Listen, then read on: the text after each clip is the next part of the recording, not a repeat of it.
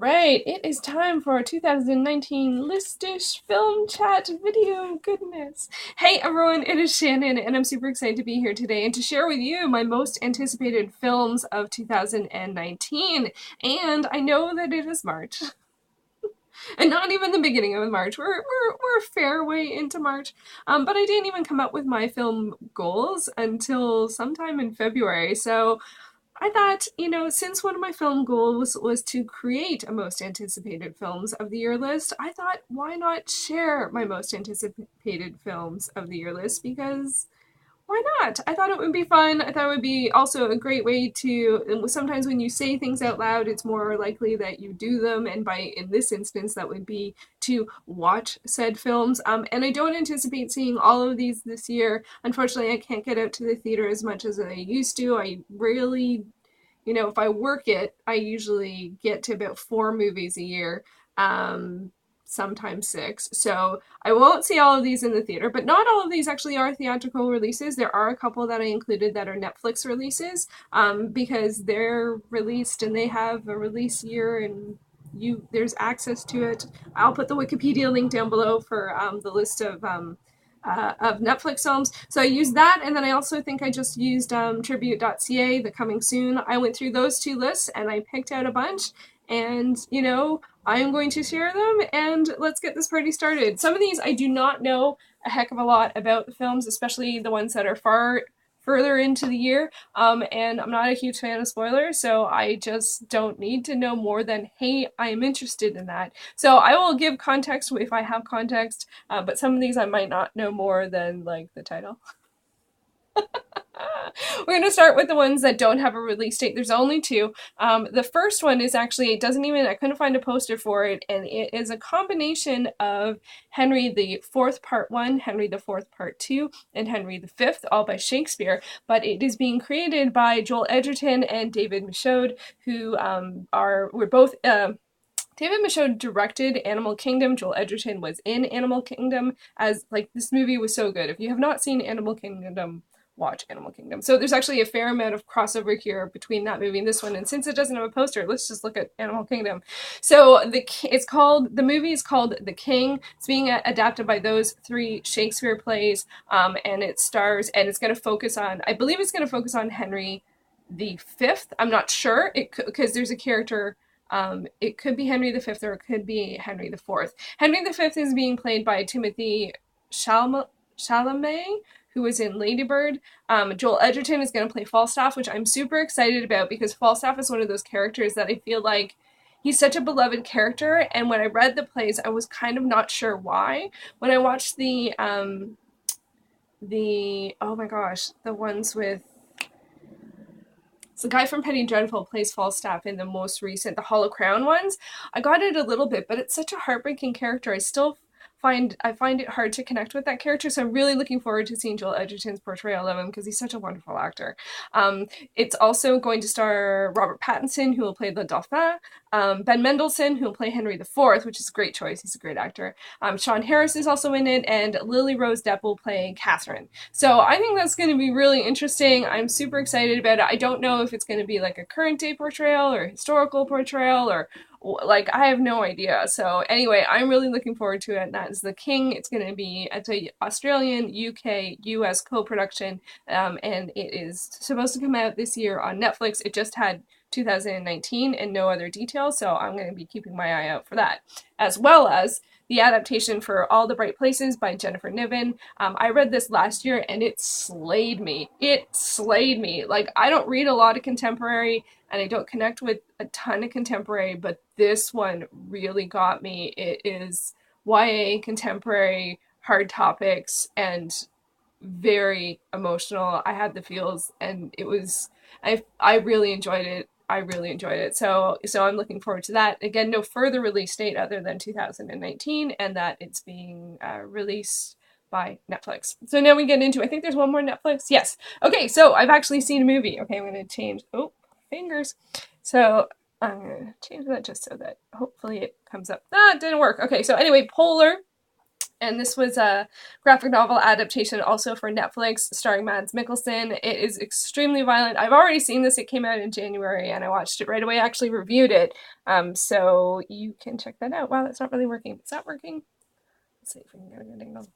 I think we're working with this. Okay, next up we also have Arctic. Yes, I really do enjoy Mads Mikkelsen as an actor, so he is also in this. This one I'm not sure what how it was released, where it was released, when it was. It was supposed to be released in February in limited release. I didn't see it anywhere, but I haven't been looking too much because, as I said, I don't get out to the theater that often. But this is a survival story. I think a plane goes down in the Arctic, and I think he's the sole survivor. I don't know. And so it is a survival story in the Arctic.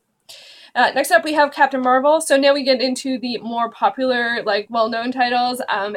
This is coming out. By the time this video goes up, I probably will have seen it. I'm hoping to go on opening weekend, and I'm really excited about this one. It's really wonderful to have female protagonists in the superhero movie, so I can't wait. So Captain Marvel. Next up, Captive State. This one I don't know too much about. I think it's a sort of alien invasion. The tagline is, "This is no longer our planet." So I don't know. John Goodman, Ashton Sanders, and Vera Farmiga. And so I think it might be like a survivalist thing, but like a couple of years into when the Earth was taken over by aliens or something like that. Don't quote me on that one. I'm not too sure. This one I don't know too much about. Next up, 3 Seconds. So this I have talked about a fair amount in terms of the book. It is based on the book 3 Seconds by Anders Rosalind and Björk Hellström. It's a Swedish crime novel that's being adapted. I'm pretty sure it's being Americanized and set in the States, just from the casting and stuff like that. It might be called The Informant. The poster clearly says 3 seconds. I'm about 2/3 of the way through the book, and it's really good. It's really tense. I can totally see why they picked it for a film. It has so many good moments and lots of tension and interesting characters and slightly quirky. Some characters definitely have some quirks, and I can really imagine an actor really wanting to sink their teeth into particular characters, especially Urt, who I imagine they're probably going to Americanize the names. But yeah, so far I'm enjoying the book, and hopefully I'll be done soon. It's a heavier title. It's intense, man. So of course I'm looking forward to that. This one comes out in March 22nd or something like that. Next up we have, this one is Through Black Spruce. This is a Canadian film, and it is about a woman whose sister, I think, either goes murdered or is missing, and then so she comes into the city after being unhappy with the lack of investigation, or the lack of resolve, and so maybe takes things into her own hand. So I am looking forward to this one. Next up we have Pet Semetary. This comes out in April. It is being adapted from the Stephen King novel. Of course, there was an 80s version of Pet Semetary, which was not not awesome. I have nostalgic feelings for that movie, but it certainly wasn't great. So hopefully this one will be good. It is quite a dark story, but I'm really curious as to what it's going to be like. Of course, I always hear the Ramones song. So anyway, next up, High Life. This one, wow, I don't remember. This is another sort of. This is by Claire Denis, or is it Denis? This one I don't know too much about. I think it is another sort of survivalist story about maybe like an astronaut that lands on Earth with his daughter, but no one's around, or something like that. I think it's something along those lines. I think, I'm not sure, but it looks really interesting. And almost anything that's sci-fi, I want to check out. There's actually a fair amount of survivalist stories in this set, which I'm not a huge fan of, but if it's a very small cast, I'm okay. If it's a whole world that's survivalist, that's a bit more challenging. So this one looks pretty cool, and I can't remember when it's coming out. So it's after. These are chronological. I will leave the release dates or the anticipated release dates down in the description box. They're subject to change. So, but these are in chronological order. I think we're in April-ish. Next up we have The Aftermath. This is a historical novel. It was based on a historical novel. It stars Keira Knightley, Alexander Skarsgård, and someone I'm not familiar with. And my goodness, oh my goodness, Jason Clarke. And yeah, and it's I think it's about a British couple after the war staying in Germany, and they are staying in the house of a German. I think that's what it has to do with. It's about that's the complicated after effect and relationships and dynamics post-war. That's sort of the more of the vibe of I was getting from the synopsis when I looked it up. So this one was I wish I noticed I didn't know that this was being adapted, and I wish I had known that and I had a chance to read it. I don't think I'll be able to sneak it in. I don't read a lot of historicals, but this one sounds like a very like well, depending on where the story goes, it could be a very heartfelt portrayal of human nature. Hopefully, that's what it is. I'm not sure. So yeah, so the aftermath. Next up, we have John Wick. Chapter three. I think it's called Parabellum. It's really oh man, it's too bad that the lighting is not the best for this. Anyway, I think pretty much people know John Wick.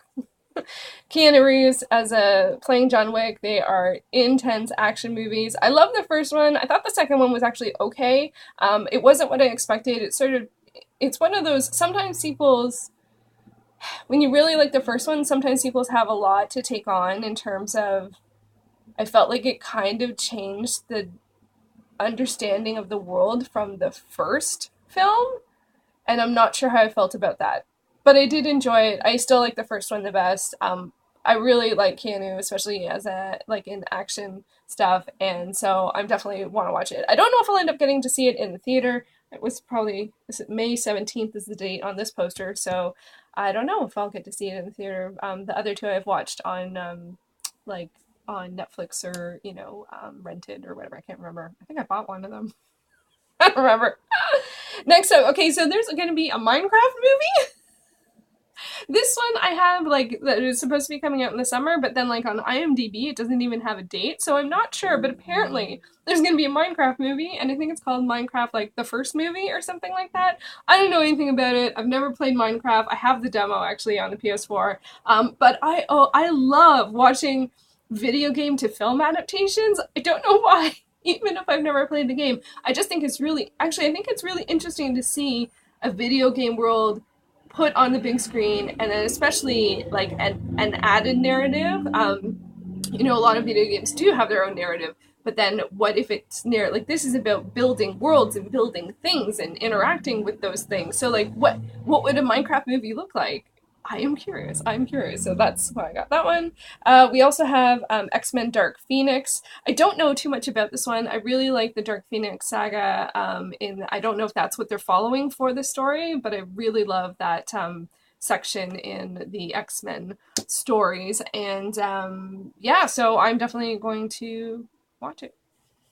That one I'll probably see in the theater. Now, Men in Black International, I don't know. I remember the big brouhaha that happened when the trailer went out, but then I never ended up watching the trailer. I saved it to my watch later list and then like never watched it. So I have no idea, but the cast looks fun. I liked two of the three previous films. I don't know if there were more than three films, but I can't remember. I like the original first film for sure, and then I can't remember my opinions of Men in Black after that. But you know, sci-fi comedy, I'm always going to give it a shot.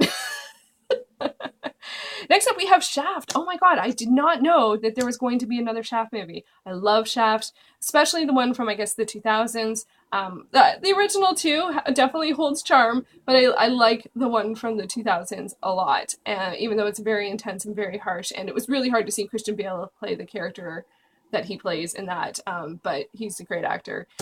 But yeah, so, and this, like, I can't, it's Shaft. So, yeah, Shaft.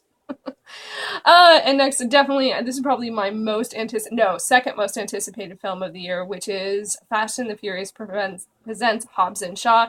This is a one that's sort of slightly outside the Fast and the Furious franchise, because it follows Hobbs and Shaw doing a less Fast and Furious thing. It's a bit more, instead of being a heist movie, it's a bit more of a capture the criminal type movie, and the criminal type character is played by Idris Elba. So it's like The Rock, Jason Statham, and Idris Elba. Like, I am watching this movie.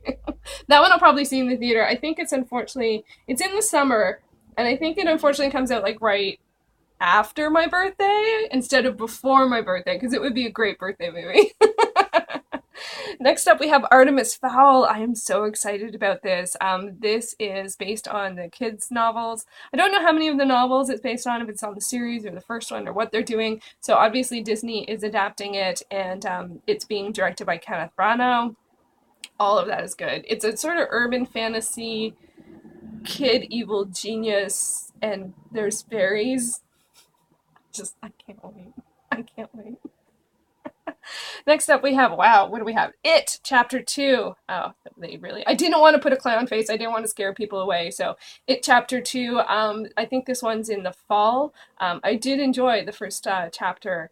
I thought it was really well done, and I do want to rewatch it before this one comes out. Lots of these, I want to rewatch the previous films. I was surprised at how many sequels and stuff are on this list, actually. And then this one, oh my goodness, I forgot to write down the title. So there's going to be a biopic on Mr. Rogers, and I believe Tom Hanks is playing Mr. Rogers. Like, all of that just sounds very, very wonderful. Just very, very wonderful. I still have to watch the documentary that came out. Is it Will You Be My Neighbor? Yeah, I definitely want to watch that. And the last one on the list, which is the most anticipated, because why and how could it be anything else, of course, is Star Wars Episode 9, I think we're at.